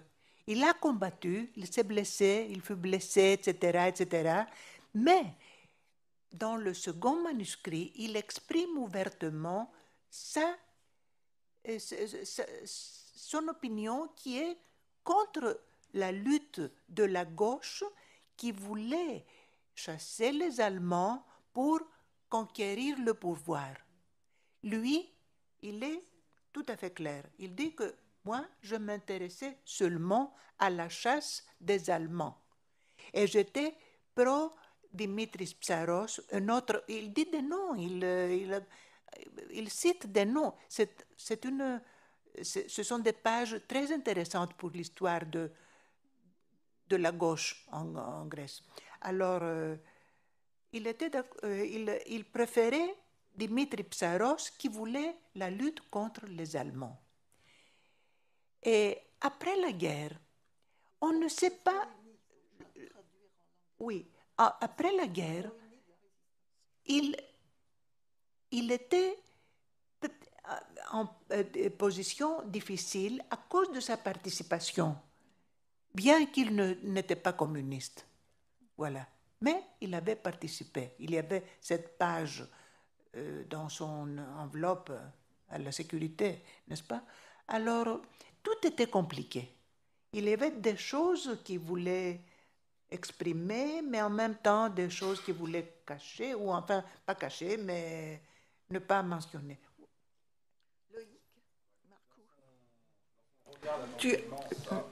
Lorsqu'on regarde attentivement sa fiche d'enregistrement à Auschwitz, et on l'a fait avec Marie-Elisabeth Mitsou lors d'un séminaire, on voit qu'il a toujours nié, lorsqu'il a été interrogé et torturé par la Gestapo, avoir fréquenté les partisans.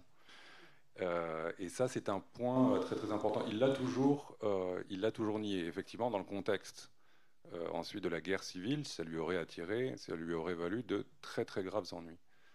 Donc, mais lorsqu'on regarde à la fin de sa fiche d'enregistrement à Auschwitz, et lorsqu'on voit donc son numéro matricule, il nie toute participation au sein de la résistance.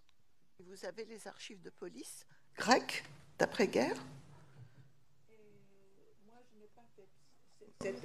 Oui, pardon. Non.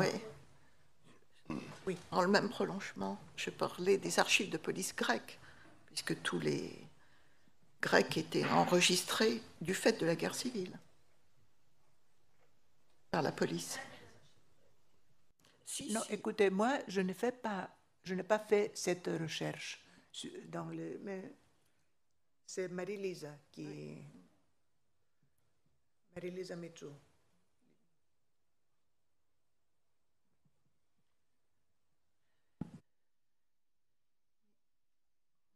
Monsieur. I read from the second manuscript. Marcel is saying that, I'll try to translate. Je vais essayer de traduire. Le communisme était leur première priorité, la première priorité des résistants, des capitaines. Malheureusement, nous avons découvert qu'on était juste des marionnettes d'un parti, les marionnettes d'un parti. Donc, il gère le fait que pendant la résistance, les points de vue politiques étaient plus importants, encore plus importants que leur combat contre l'ennemi, les Allemands. Je voudrais ajouter que, pour moi, aujourd'hui, ce qui est très important est que par la traduction et l'édition extraordinaire dans l'or et de Pierrette, Nadjari est entré dans le monde. Parce que le français, la langue française est internationale. Écoutez,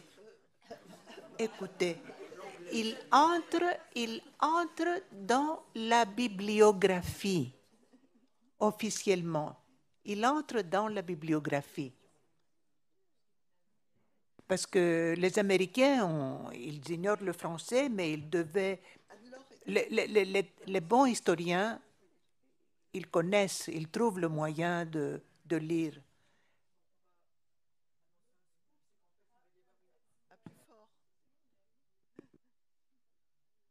C'est un scoop, donc on vous annonce une édition en anglais pour dans très peu de temps. En québécois, qui prolonge encore. On a été contacté par un éditeur québécois, les éditions de la rue d'Orion, et Nelly nous a dit hier qu'elle acceptait cette proposition. Donc il va y avoir une édition outre-Atlantique au Québec de notre édition, mais on espère surtout que ça va ouvrir. Ensuite, ça va donner des idées à des éditeurs anglo-saxons, américains ou anglo-saxons. Jusqu'à maintenant, on a la traduction du premier manuscrit en anglais et depuis 2016 dans le livre de Nicholas Jer and Williams, I don't remember, Dominic Williams, à propos des rouleaux d'Auschwitz.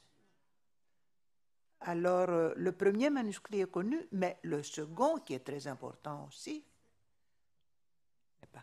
ça commence aujourd'hui. Bien. Alors, la suite de la journée, là, il y a une interruption. Elle va reprendre à 2h30. Voilà. On peut acheter les livres. Et donc, nous vous remercions profondément et nous vous attendons pour 2h30.